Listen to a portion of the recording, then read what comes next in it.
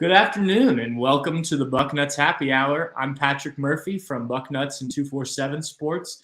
We're off and running for another week of Bucknuts fun. I am out in Denver. We're staying at a friend's house. We have a wedding this weekend, and there's no beer in the house. So I am sans beer, which is probably a good thing on an afternoon. We just got in last night. So I'm drinking water. We're at altitude, staying hydrated, but I do miss my beer. It's been 2 weeks now since I've had a beer on this show, and that's a little disappointing. But today's show, we're going to talk about the potential breakout candidates for the Buckeyes this year, guys that we think might have big seasons that are kind of not necessarily unexpected, but guys who haven't maybe in the past. I'm going to do that here in the next few minutes. Then I'm going to dive into a little bit of recruiting, which I don't talk a ton about because it's not really my thing, but I know there's a lot of questions about Ohio State's defensive recruiting and kind of the direction of that. So I wanted to touch on some things there. And then we'll probably wrap up. I wrote something about the running backs the other day, kind of how Ohio State's going to handle what's a pretty loaded running back room, which I think is an interesting topic. But to discuss these breakout candidates, I didn't want to do that one by myself. So bringing back in Tim Hall from the Buckeye Show. Tim, it's been a minute since we've been able to make this work after you were a pretty routine guest on here. So I'm glad to have you back. How you doing? It's good, Patrick. Yeah, and you continue to pick the one guy that works in the evenings, and I cannot really enjoy a beer anytime we do this happy hour thing. I'm wondering if we could maybe move this to a Saturday type of deal. That way you're catching me on my free time, my leisure time. I might be 2 or 3 brews deep. You might not know what kind of comments you're going to get from me if we make that move. I think if we do it on a Saturday, then we just do it together. Like we go somewhere, we get some beers, we'll set up, I don't know, some kind of, you can probably do that. You work in radio TV stations, so why not? I think I smell a sponsor with this idea.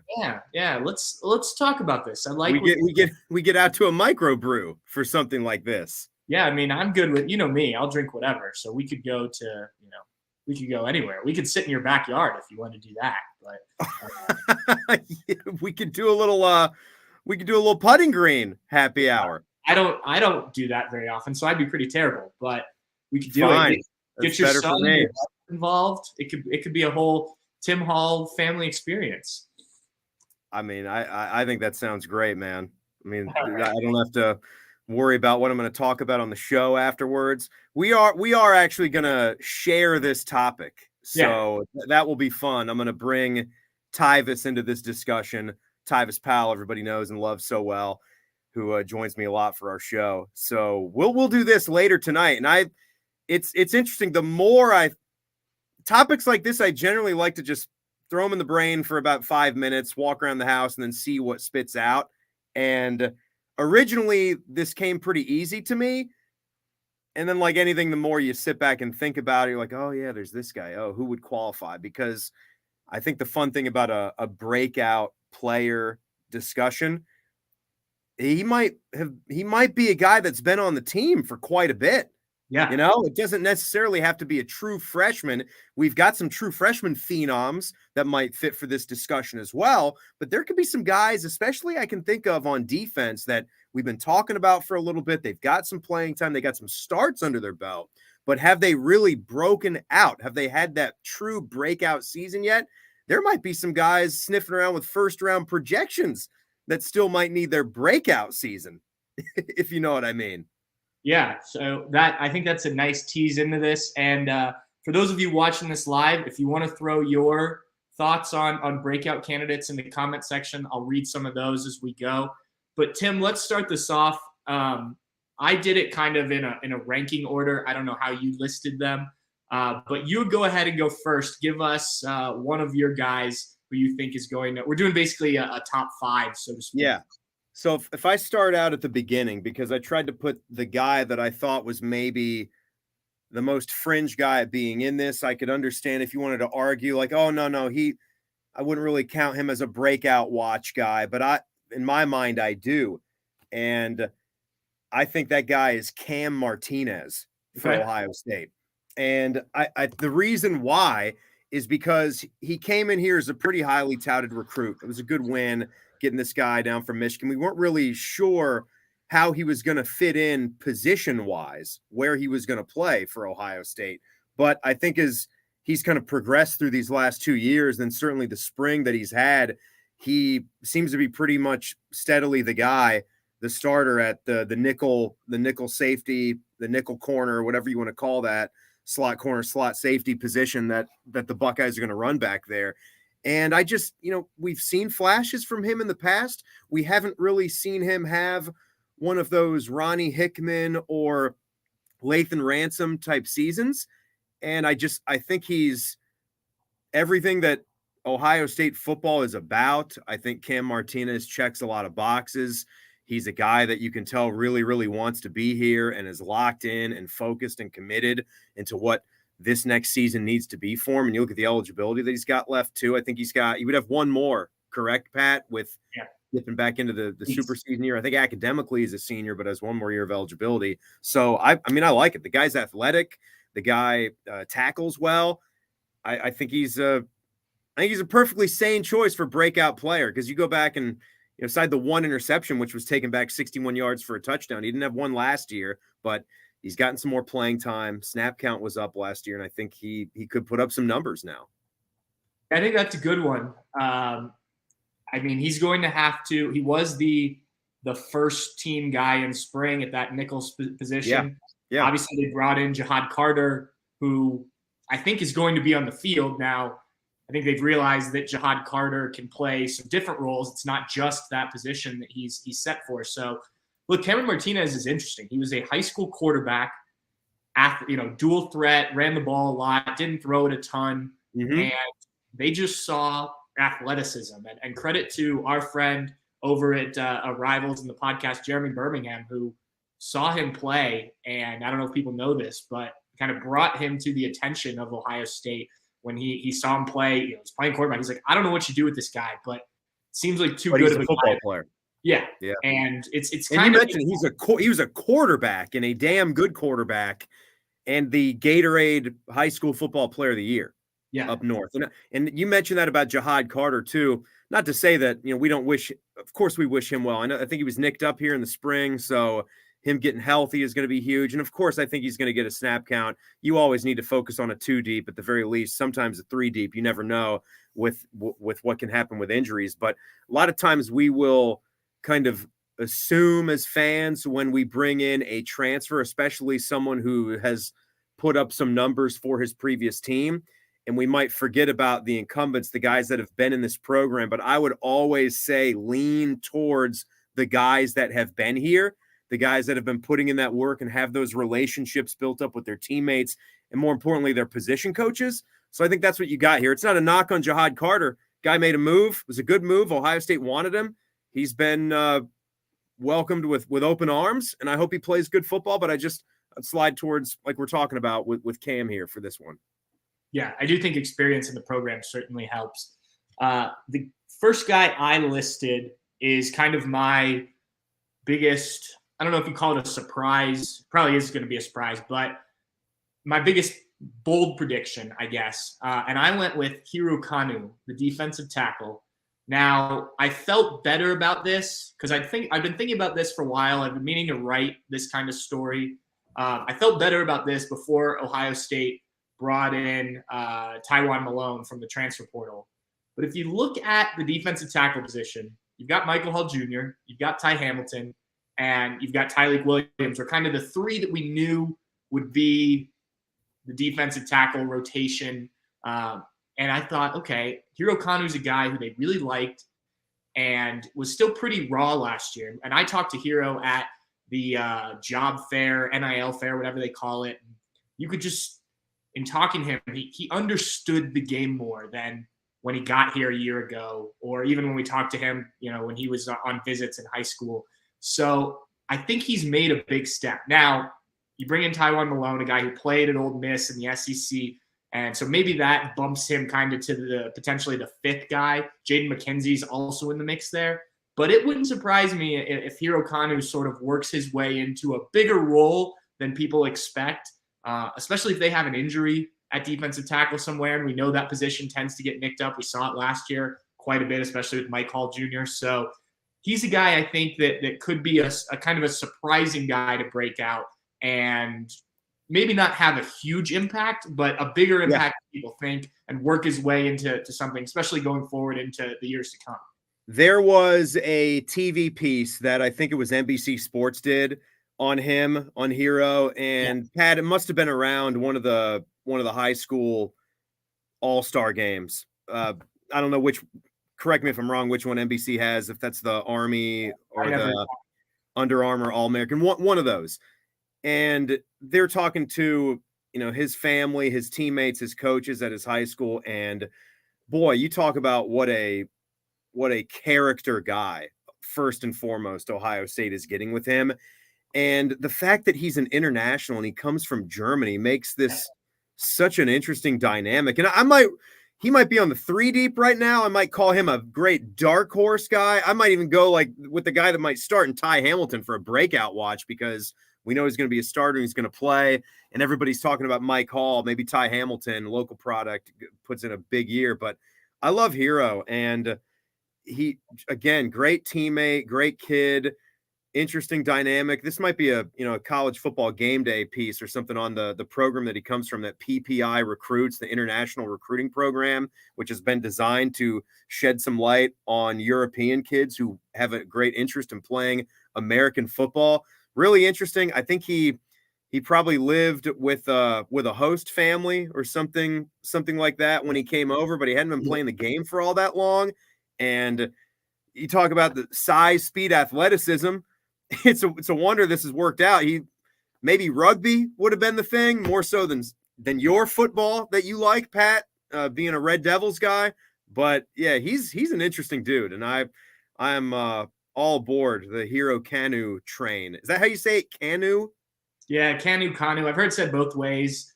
He has an accent, so I don't know how he pronounces it actually. But you mentioned PPI. They were just at one of Ohio State's camps a week or so ago. Really cool program. If you haven't checked them out, Google that group. I've written about them. Bill Kurlick's written about them. I know other sites have written about them as well. Really cool that how they run that, and bringing guys over to the U.S. to get a chance to be seen by college teams, that they end up on college rosters, getting scholarships, getting educations, and guys have gone on to the NFL. So pretty cool thing.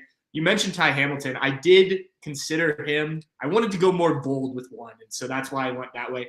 I do think Ty Hamilton, if you followed the career trajectory of his brother, Devon Hamilton, this is right about the time that he started to break out. And I know, they're different guys, but this could be, if he follows that path, it could be a guy that has a pretty big season. All right, who you got next, Tim? Let me throw 4 and 3 at you for time's sake. So I'll hit you with a 2-pack for a couple of the guys in the middle here. I'm going to go to the offensive line, and I'm going to say Josh Fryer. I feel like I have to pick our guy that's going to take over at left tackle. So the work that he's been putting in behind the scenes, it is time to show everybody what that's about. When you got all these guys leaving for the NFL draft, you can't have a football team if you can't trust your offensive line. So it's not even just going to be Josh Fryer. You're looking at Carson Hinsman. You're looking at possibly Josh Simmons. But if I'm going to pick the guy that maybe we buy the most stock in, it's that left tackle. It is a vital piece of your offense that doesn't get the credit that it deserves. So Josh, I'm going to throw at number 4 there. And then number 3, I'll go back to a younger guy and go back to the other side of the ball, but I think it's one of these situations we've talked about, moving him around a little bit on defense and where he's going to fit in. I know Jim Knowles recently kind of updated which safety spot they see him fitting in at, but that would be Sonny Styles. You talk about another Pickerington kid, right? This guy is just got the size, got the speed. He hits like a freight train, but again, versatility might be something that is what he builds his career on, despite where we think he could be a box safety and hit. But from what we hear, we think that they trust his cover skills out there as well, especially if you're going to line him up on a tight end or one of the bigger pass catchers that an opposing offense has. Especially you talk about some of these SEC offenses that have tight ends for days, especially a team like Georgia. Sonny Styles could be a pretty good Georgia beater, you know. I just like him. I don't think there's a way that he gets kept off the football field in 2023. Yeah, Styles is a guy. I mean, you mentioned Georgia. He was supposed to be a big part of that plan in the playoff. Yeah. And the tight end he was covering, I can't remember his name off the top of my head there, got hurt early on. And so Darnell Washington, was that who it was? I think so, yeah. And so he didn't. Actually, since you went to there, I will too, because Styles was my number one guy. And you kind of covered why. Look, I think he's too good to not be on the field. And I don't know where he plays. I don't know what they do. It's not my job to know that. But I can't imagine this defense without Sonny Styles playing a significantly bigger role this year. So I agree with everything you said on him.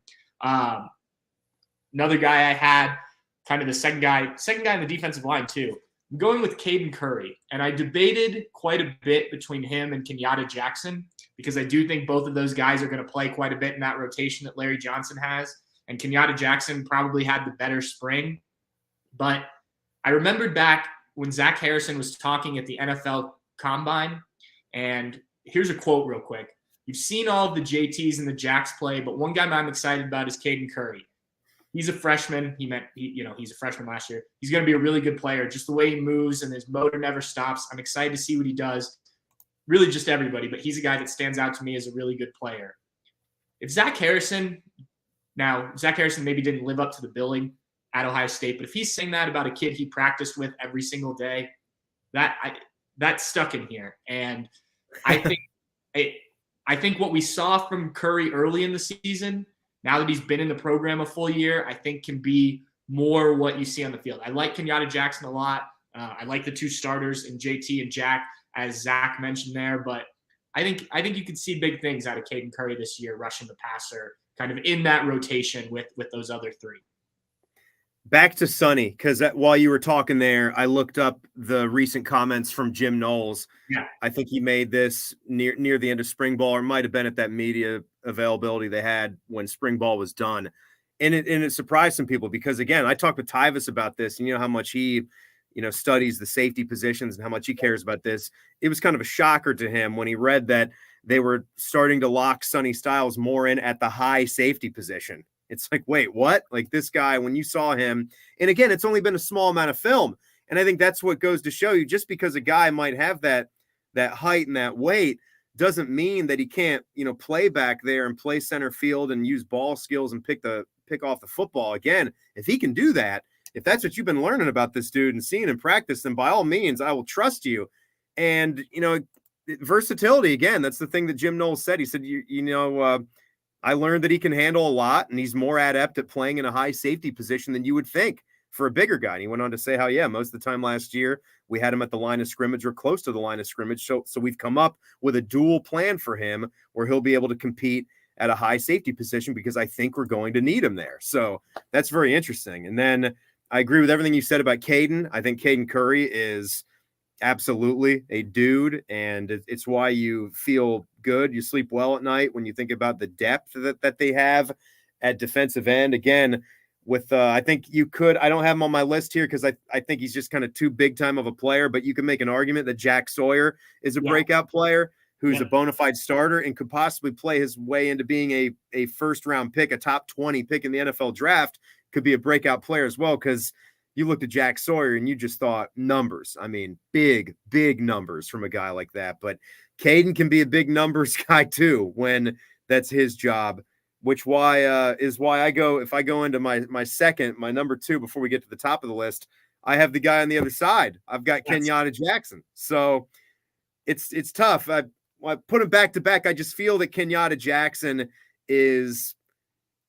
could possibly be the more high level game record type of athlete. And again, having bookends right there, the more the merrier. But I think with how Larry Johnson speaks about Kenyatta Jackson, what this guy can give and how ready he is for the moment, that's why I put him up here.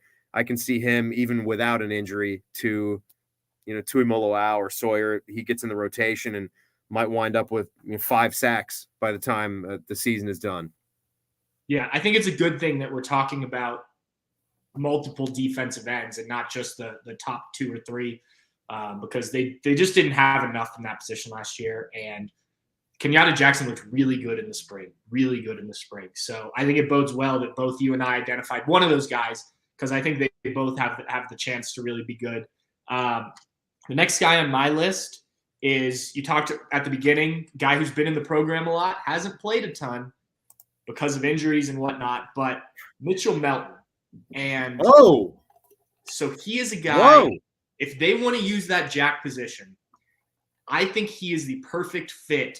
When Jim Knowles talks about a guy that, that he's had at other places where, he's a good football player. We kind of talked about this with Cam Martinez.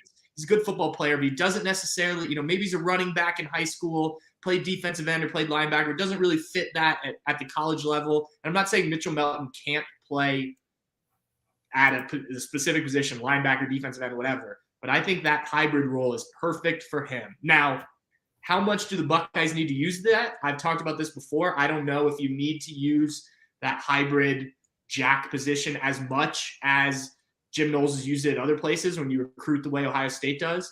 But I remember talking to people in spring of last year, of 2022, and they were really excited about what he could do. And then tears his ACL in the spring game, misses all of last season. So if he can come back healthy, I think that gives you just another kind of versatile weapon that they're going to want to get on the field. CJ Hicks is also in the mix for that position, but I think you can do some other things with CJ Hicks and let Mitchell Melton kind of make that role his own. So we'll see how much he does it, but I think if he can live up to what they were saying 2 springs ago, he could be a really good player.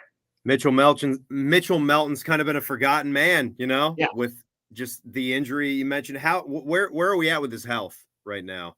He's supposed to be good. The latest update was that he was good. They held him out of spring just to kind of keep things. If I remember correctly. Concern. I mean, for a guy that's not played, Pat, that's an ongoing concern. Just the lack of football, for sure, missing valuable reps for a guy that needs to. I mean, you talk about a breakout. I just want to see the guy play. Yeah, I want to see what he can do. Yeah, for sure. And the signs were that he was healthy. I believe he was doing some stuff off to the side in the spring. I think they just wanted to give him a little bit more time. They did the same with Evan Pryor, who was hurt a little bit later. But there's a guy too. Yeah, they're just cautious. All right, who do you have as your top guy? CJ Hicks. What about you? Yeah, so Styles, Sonny, right? Yeah, Styles was my top guy, and I thought about CJ Hicks a lot. I'm still just unsure where he fits right now. Like, he's really good and he's going to be on the field. Do you take Steel Chambers off more and put him in? I think that's a possibility. Does he play the jack? I don't know. So that was the reason I didn't. It's not to say that I don't think he's going to be very good, and I do think he's going to play. I'm just kind of waiting to see where that is personally. But what about you? What makes you think he's going to break out? No, I understand that. I just think you're dealing with another player like Sonny Styles, who just has so much talent and so much ability. It's not going to be a good thing to keep him waiting for so long. I don't know. I don't feel like this guy is a risk to transfer, but I also think he's so talented that if he doesn't see the field enough, maybe he gets to thinking again. I'm not trying to put that out there for anyone, because I'm not him. And he definitely does seem like a Captain Buckeye type of dude with the way that he was recruiting. But we live in the real world. It's 2023, right? I think, yes, like you said, it could be situations where, one of the defensive ends comes off, right? And he might get some snaps.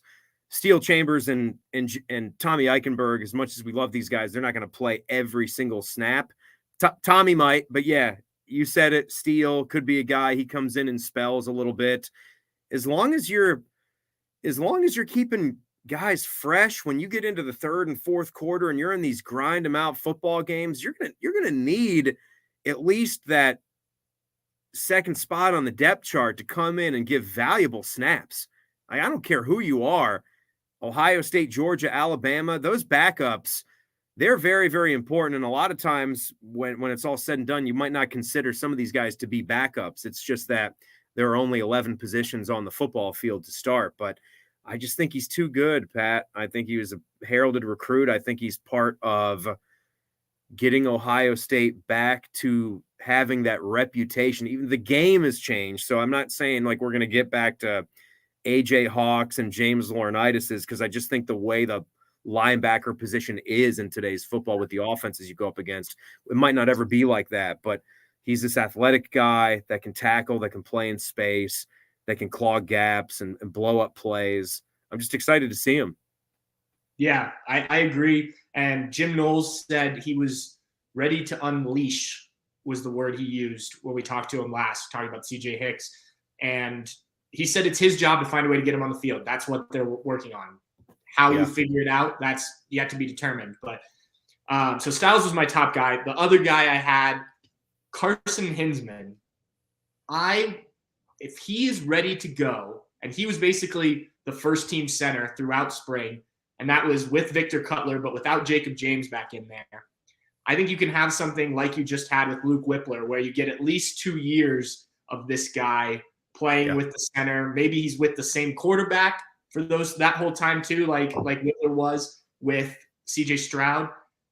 He was one of the guys that of those 3 offensive line positions that are open, every time we saw him, I'm not an offensive line expert, but I kind of looked at it and was like, I don't see mistakes here. I'm sure there were some, but to me, he looked pretty solid in the spring.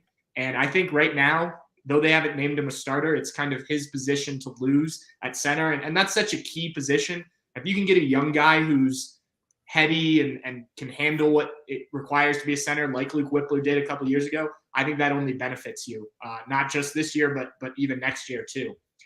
So that's our list. You had Martinez, Fryer, Styles, Jackson, and Hicks. I had Hirokanu, Curry, Melton, Hinsman, and Styles. So I like all those guys. I think there's a good chance we hit on at least a few of those.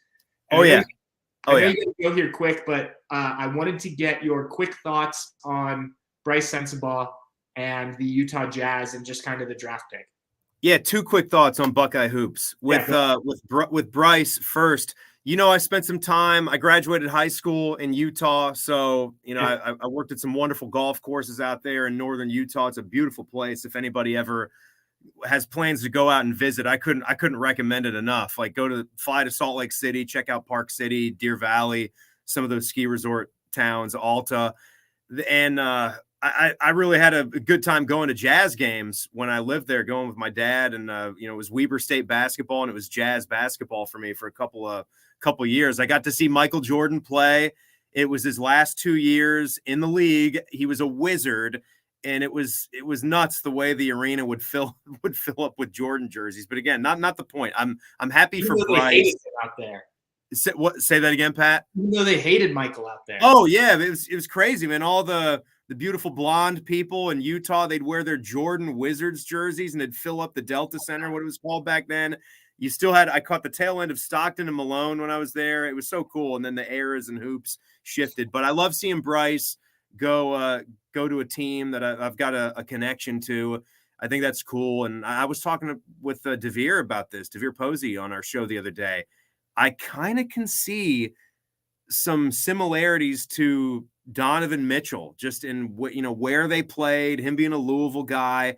And, he wasn't one of those top 5, top 10 picks in the draft, but just the style that they play, the athleticism, the offensive prowess. They're both kind of medium bodied, either 2 guards to small forward type of players. I mean, Mitchell more of a guard, but you know what I'm saying. Guys that can really fill it up, guys that have hops too. And we've seen Bryce, who you might not have thought was more known for his hops, but then when he threw down maybe the nastiest dunk in the Big Ten this past season, you start to realize that. So I think it's a nice spot. He went right about where I had him pegged to go, in that 23 to 30 spot in the first round. So I think that's a solid pick for the Jazz as they kind of have their rebuild ongoing. And how cool is this, that Ohio State basketball is going to play an exhibition game at UD Arena. So we've been clamoring for some kind of battle for Ohio. We've been trying to figure things out. Either the universities can't get in gear for it, or the crosstown shootout in Cincinnati with the every year matchup for Xavier in Cincinnati makes it tough to do. But we've seen some some matchups with Cincy. We've seen a matchup with Xavier in the Gavitt games, but just a one-off. Now you get an exhibition game on the road in Dayton. Again, I think it's cool, so it doesn't count, but bragging rights will still be on the line. It's for a cool cause. It's for mental health awareness, and it'll be October 22nd coming up leading into 2023. And I think this might replace the secret scrimmage. And if that's the case, this is college basketball getting smarter, because why have these, big on big secret scrimmages that no one can go to? Sell some tickets for it. Make some money, open it up, give your program some exposure. It's football season, so attention spans will still be on that. But for the diehard college hoops fans, and if you could create some cool matchups, like this is one we haven't been able to see. They just haven't done it. It's either you get it in the NCAA tournament or you get no Ohio State Dayton. So anyway, Pat, I think that's a cool thing that we saw. We'll talk about this a little bit on our show as well. I want to say one of the Buckeyes I would nominate for Buckeye of the Month with what he's doing down in Cincinnati, Drew Chrisman, our punter. Yeah, man, like what he's been doing, like riding around on his bike, delivering meals to the homeless. Really cool guy, everything he's doing. He's going to come on the show tonight at 6:20, talk about what he's been up to. So people can look forward to that on the Buckeye show tonight. Nice. Yeah, I think the event's going to be pretty cool. I do think doing that for a good cause in front of fans will be fun. You get a chance to see both teams before the season tips off. Should be a good time. The day after the Penn State game. So big weekend there. Big weekend. All right, Tim, thanks a bunch. I've missed having you on, so I'm glad to get you back in the rotation here. We'll work on this weekend happy hour thing, or maybe we'll just bump you up on the show list at the Fan, get you on one of those earlier shows regular so that you can. Oh, wow. Who are you pulling the plug on? Beam? Yeah, we'll kick Beam out. Yeah. It's up early. Okay. See you, buddy. All right. Thanks, Tim. All right. That was Timmy Hall from 97.1 The Fan. Always love having Timmy on. Glad he was able to do that today. As he said, sometimes it gets a little complicated with his schedule and my schedule. I'm trying to do this when people can watch it. If you missed our predictions for potential breakout Buckeyes, you can watch this again back on YouTube or listen to the podcast version wherever you listen to podcasts. I'm going to do something I don't do very often on this show just because it's not something I cover extensively, but I'm going to dive into a little recruiting. I want to talk, because I know it's been a big topic, Ohio State defensive recruiting. And what kind of got my brain flowing in this direction was, and I assume you guys all know this if you follow along with recruiting. Actually, real quick, there are a couple comments I wanted to hit on from the top fives here, and then we'll get back into the recruiting. Chris Glover said Mike Hall is going to be a breakout player of the year on defense with JTT and Burke having the most upside draft-wise. Should be a huge year for Mike Hall. I thought about him. I think he had a good year last year if you take into account the injuries, but I think that's a good prediction. Chad Stryker, Hero hadn't played a lot of football when he came in, so I think that he's a project, but he can play his way to the rotation in 2024. I agree with that. He was definitely a project. And then while we're on the topic of Hero, who's one of my guys, Where Goes One said, Hero is a block of clay. He will be molded into a beast. I think that's exactly what Larry Johnson thought. Andy Bays, I think that's how he said. Sorry if I pronounced that wrong. Sonny Hicks and CJ Styles. I think those are the two most obvious. I had Sonny on my list. Tim did too. He also had CJ Hicks. Andy Bays also said they're going to let Jack Sawyer loose. He's going to be a beast. I think he could have a very good year. We just kind of already knew about him, even though he didn't have a great season. He's tied for team lead in sacks last year. Chad Stryker. What about Amori Abor? He looked ready. Yeah, honestly, we haven't seen a ton of him. I just don't know kind of where he's going to fit into things at this point. He's a guy who I know they really like, but it's going to be interesting to see kind of where he fits in. We talked about Caden Curry and Kenyatta Jackson. You can only rotate so many guys in there. So what's the fit? Anyway, let's get back to recruiting. Talking about the defensive side, as I was saying, what kind of got me on this thought process, so to speak, talking about defensive recruiting was the commitment of Bryce West to Ohio State, which happened kind of as a double Glenville commitment weekend last week, actually a double Glenville commitment Saturday when Bryce West officially announced, though we all know if you pay attention on social media, he committed on Friday night. The video kind of got out there. But he committed, and then Demarion Witten, his tight end at Cleveland Glenville, also committed on Saturday. So I was looking at the Ohio State 2024 class, and it's ranked number 2 in the country. But if you look through the list, Bryce West is according to our rankings, the 4th best player, the cornerback out of Glenville. And then you got to scroll down a little bit to find Garrett Stover, the next defensive player, linebacker from Big Walnut. You know that last name because of what Cade's done. Peyton Pierce, another 4-star linebacker from Texas. And then recently, Jaden McClain committed safety out of New Jersey. But that's it for the Buckeyes 2024 defensive recruiting right now. And I know there's been some concern because Ohio State has recruited on the offensive side of the ball so well over the years. But I do think there's a shift, and I think you're starting to see that take place. Bryce West was a guy they had to get. He's an Ohio guy. He's a highly ranked cornerback, a talented player, a guy that you just can't let get out of your state or end up elsewhere. Michigan was a place he was considering. You certainly don't want to see him go there. So that's a win for the Buckeyes. Now you've got to keep that momentum going on the defensive side of the ball, and I think that is going to happen. I think you are going to see a number of defensive guys begin to commit here as we go through the summer and maybe into the fall. And I think it's important to note that there's often the situation where the commitment is done with Ohio State, but guys want to wait to announce things. And we're not in the business of spoiling those type of things. I'm not saying that has necessarily happened, but there's a lot of good vibes coming out of the Woody Hayes Athletic Center, from my understanding, about a lot of these guys. June was a big month, got a lot of guys on campus, and I jotted down some names of guys that Ohio State is heavily involved in and would certainly take at the linebacker position. Kingston, I'm going to pronounce this wrong, Vialamu Asa. I probably got that wrong. I should ask Bill Kurlick how to pronounce that beforehand. Edwin Spillman, 2 highly rated guys that they are involved in. Cornerbacks, Aaron Scott, that's another one like Bryce West. Can't let that kid get out of the state. Michigan is involved. He just took a visit to Oregon. He was on the visit with Bryce West. They've kind of been going back and forth on social media.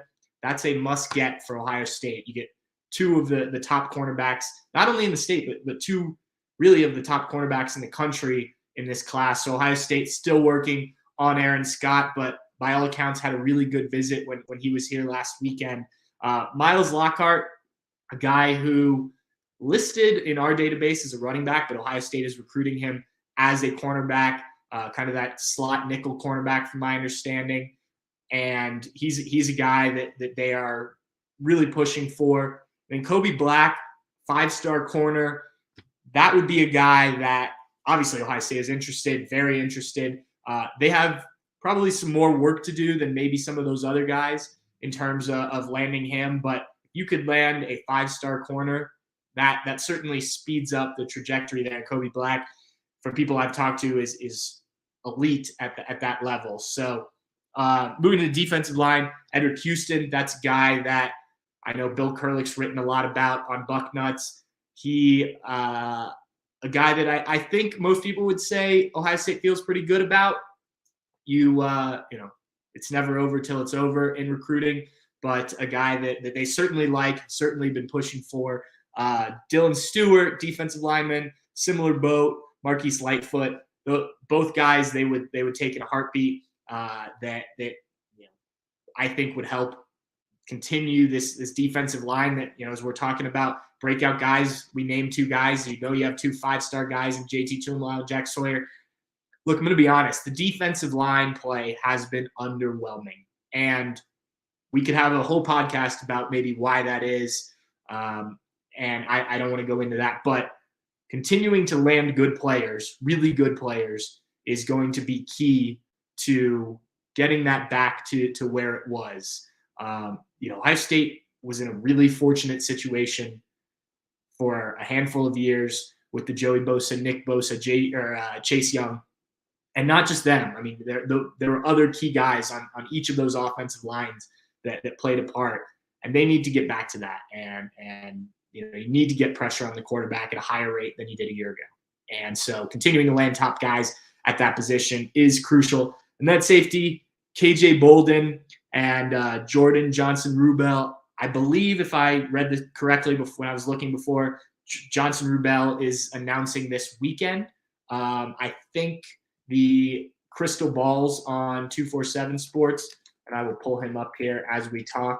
I believe that they are leaning towards him headed to Texas, which is where I believe he's from. Yeah, if I look, six crystal ball predictions, 100% to Texas. Now, they're all medium, so it's not a high probability according to these guys. But he, I believe, is announcing Saturday, so we'll learn more about that.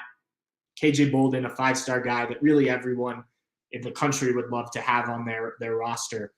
You look at this group that I have jotted down here, and I'm probably forgetting some guys. I just kind of did some quick looking through the database and whatnot. Guys Ohio State are targeting, guys I know that they are very interested in. There's certainly others out there, but landing a handful of these guys over the course of the next few months would be huge for this class. You need to be more balanced, and Ohio State needs to be more balanced as a team on Saturdays in the fall, and it starts with this. And I think when Ryan Day took over, not that there wasn't an emphasis on recruiting defensive players. He understands how important the defensive side of the ball is despite being an offensive guy. But maybe it was because of having such an offensive-minded head coach. I'm sure there's a lot of different reasons in terms of the coaches that were on staff, but this certainly has fallen off. And we can talk about scheme. We can talk about coaching. You can talk about Jim Knowles' play calls, all that stuff. If you don't have the players, and I mean the players across the entire defense, then you are not going to be able – you can compete in the Big Ten. You can continue to do what Ohio State was doing and winning Big Ten titles in 2020, winning a Big Ten title in 2020, going to the college football playoff. But you saw what happened against Alabama in 2020. And I know there were some other reasons, the COVID stuff and whatnot, but that defense was not good enough. And then obviously in 2021, you lose to Michigan and things start to go downhill.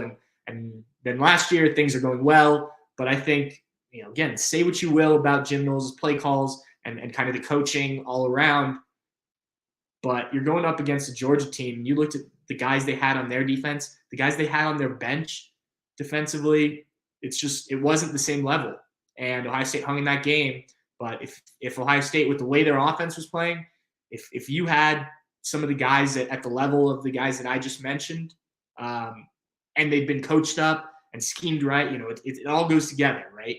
And so the defensive recruiting has to get back to the level it used to be, similar to the level of the offense. I do think they're moving in the right direction. I think that they have put a significant emphasis on that. I think guys like Tim Walton and Perry Eliano now being in their second year in the program helps.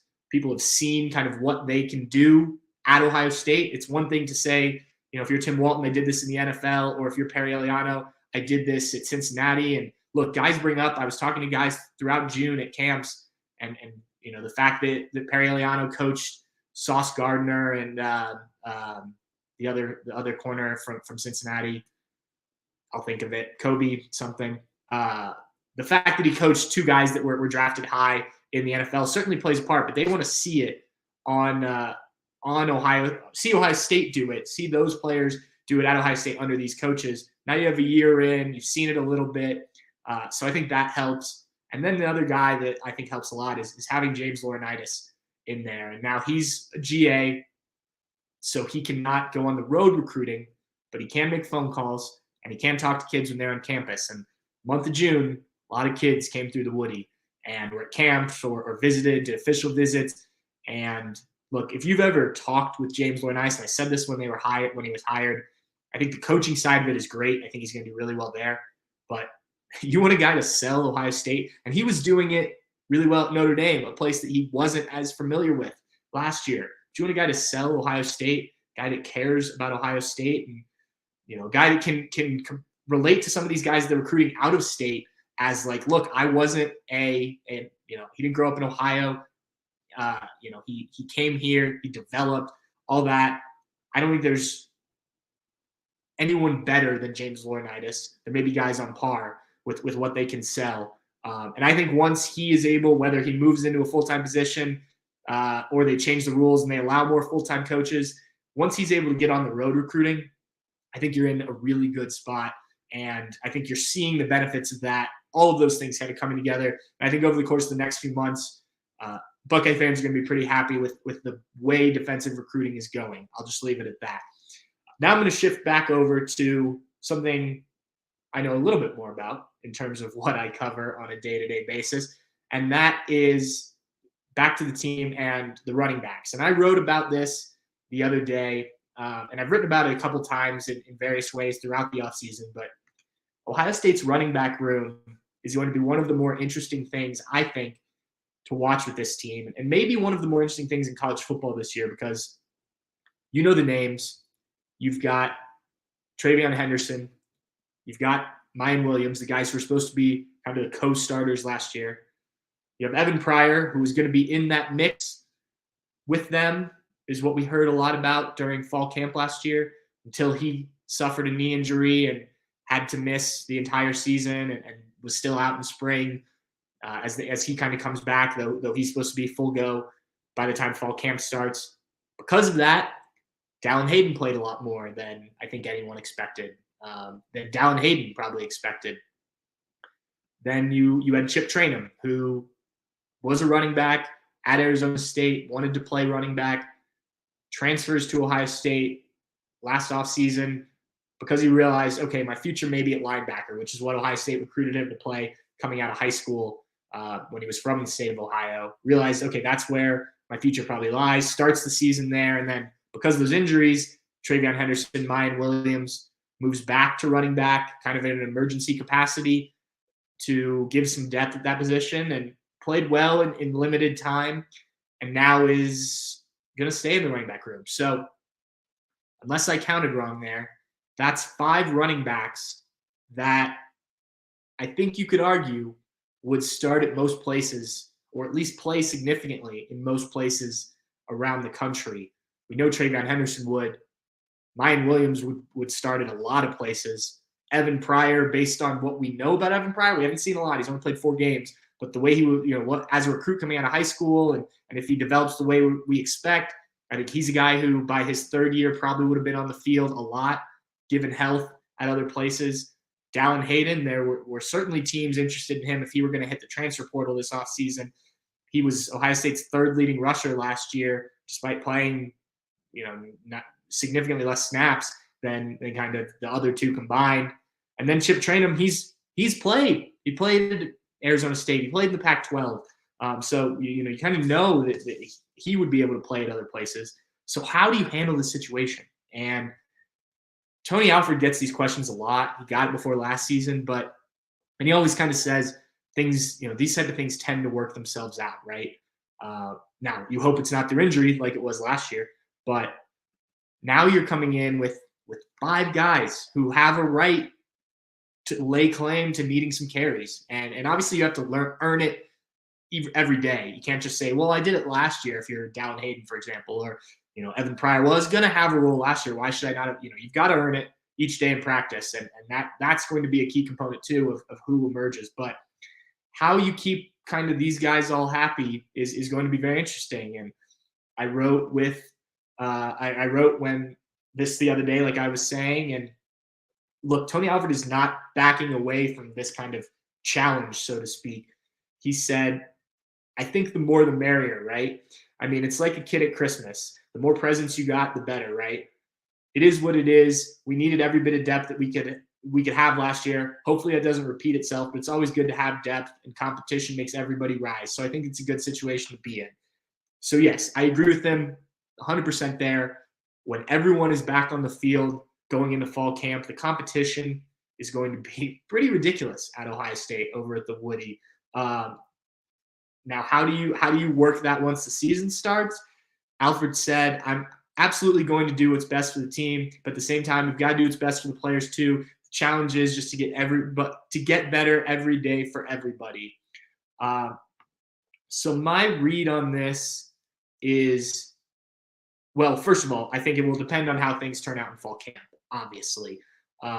There are some ways, I think, in terms of different roles that you can use these guys. The most obvious being Evan Pryor as kind of a sort of what we saw from Xavier Johnson in the Georgia game, lining up in the backfield, running routes out of the backfield, motioning in and out of the backfield. You saw a little bit of that with Jackson Smith and Jigba in the Rose Bowl before he, obviously suffered the injury in the Notre Dame game, the Rose Bowl 2 years ago. I think he's a guy who you can kind of put in some different situations, but he also still has to be able to run the ball between the tackles, because if the defense knows, okay, he's coming on the field, that means they're going to run him out there. It just gives away too much. So he's got to be able to do both. With TreVeyon Henderson and Mayan Williams, kind of how that dynamic worked when both were healthy last year for the first 2 games of the season. I really liked that. I think that's your two, your starting two. I think you roll with what got you there last year, so to speak, in terms of heading into the season, what you saw, what you liked. Dallin Hayden, that's where I think things get really interesting, because I think he's really talented. I really do. I think most people would agree. What you saw from him as a freshman, kind of getting thrust into that type of role early on, the Maryland game is the most obvious example. But even in the Georgia game, playing against that Georgia defense, he still had some good plays that, I like what he can do. He's more of your stereotypical running back. So how does he fit will be a good question, because Mayan Williams and TreVeyon Henderson can kind of do those things. Do you just rotate more between those three? And then with Chip Trayanum, he's a burner. Maybe the fastest guy on the team. There was talk about that last year. Very strong, beefed up a little bit when he was going to linebacker. So I think he's a guy that you can run some different plays with, get him to the outside, similar to what you've been able to do with TreVeyon Henderson, because he obviously has that quickness and ability to hit the home run play.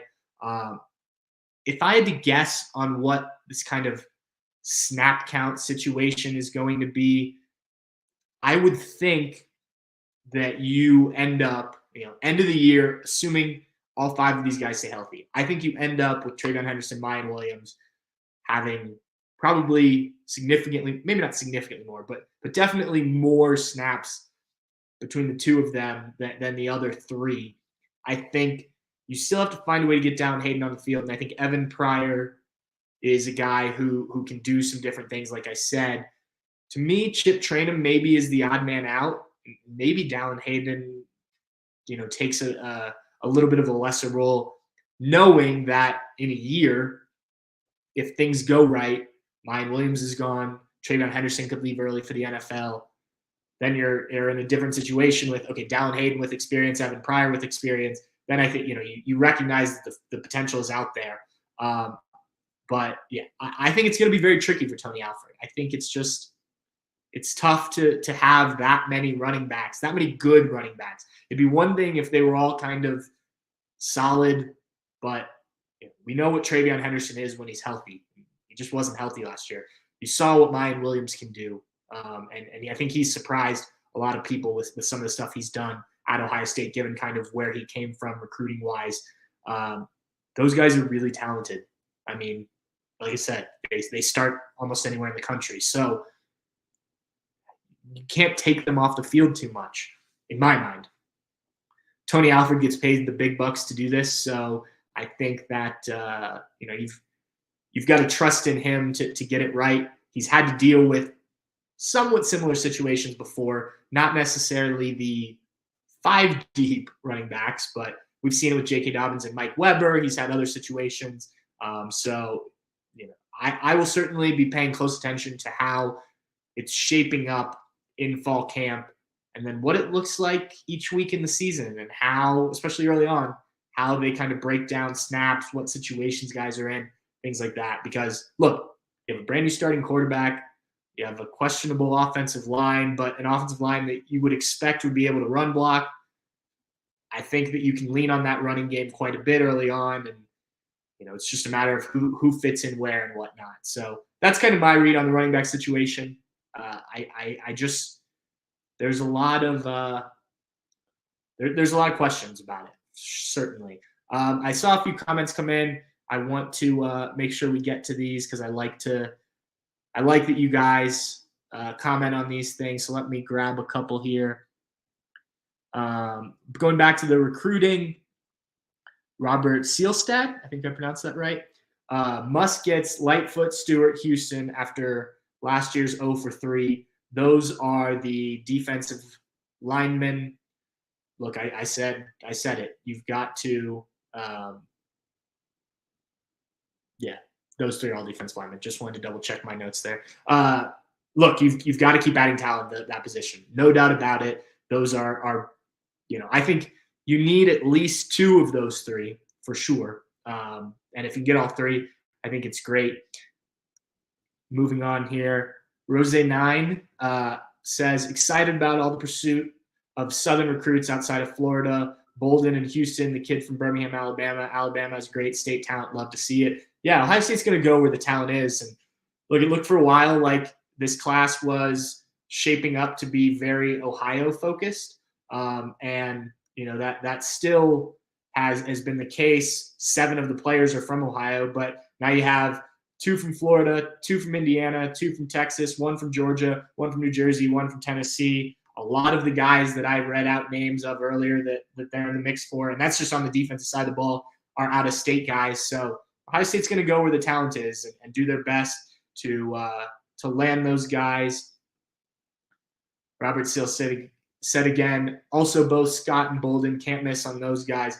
Aaron Scott for sure. I mean, you can't let a guy that talented go somewhere else when you're the biggest school in the state. Bolden is a guy who, everyone is recruiting basically. So it's, it's going to be more tough on that. Brutus B. Buckeye said, hi, Pat, I got a question. If there was one thing stopping Ohio State from winning a national championship this year, what do you think it would be? I've said a few times, and I think you can have different opinions and not be wrong on this. But for me, it's if this offensive line doesn't get good fast. The issues up front could take what could be a historically good offense and make it significantly worse, make it pedestrian. If you can't block, what are you supposed to do? And I need to see it. I've said it before. I need to see it from these offensive linemen. I mentioned Carson Hinsman as one of my potential breakout guys. I liked what I saw from him, but the tackle positions, I feel much more comfortable. Now, I do like Josh Simmons, but I'd feel much more comfortable if Ohio State had landed one of the targets they had before the spring.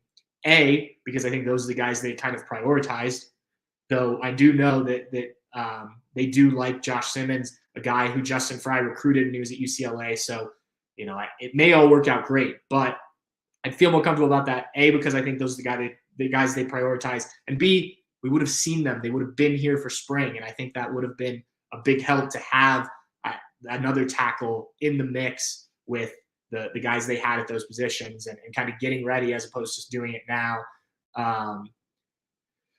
And then last one, DA Buckeye, stop with the upside BS. Whenever that term is used, the player is almost always trash. I don't know if that's true. I think there was a lot of upside talk about, I can think of a lot of guys, frankly. Mayan Williams was a guy with upside. He's been pretty good. Guy who's been in the news for unfortunate reasons recently, but Darren Lee, a lot of upside, and they figured out a way to make him good. So, but I get what you're saying. You want guys that can come in, or you feel very confident that you can come in and make an impact. And you don't. I'm fine with Ohio State getting some of those guys. and working to find a way to develop them and things like that. But you're right. You do need the 4 or 5-star guys that are almost certain to be important players for you. And, Ohio State's done a good job of that. Maybe not quite as well as people would have liked, maybe not quite to the Georgia level on the defensive side of the ball or what Alabama was doing at one point. But, I don't think most teams in the country would trade with what Ohio State does in recruiting. I will just say that. All right, we're going to wrap it up. We've gone just over an hour here. So a full Bucknuts Happy Hour for you guys there. I want to thank Tim Hall again for coming on and talking about talking with me about I guess I should say, potential breakout candidates for the Buckeyes in 2023. I think we put together a pretty good list. If you missed that, this will be available on YouTube, on Facebook, on Twitter, and you can also find it wherever you get your podcasts. Please subscribe on the podcast stuff, subscribe on YouTube. If you're not already, we've had kind of a lull here during the summer with not a ton of content, but all of our podcast stuff goes on there, so you're able to go back and watch any of that. We also post all of our video interviews. Some of our recruiting video interviews we don't necessarily put public because people don't, those aren't the big hitters. But come end of July, we're going to be back at Big Ten Media Days. Then we're rolling right into fall camp. We're going to have a ton of stuff on there from those interviews, so you don't want to miss that.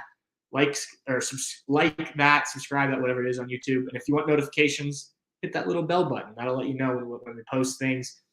Thank you again for tuning in. This has been another Bucknuts Happy Hour. Next week, hopefully, I will be back to having a beer with you guys because it's been 2 weeks now, and I don't know.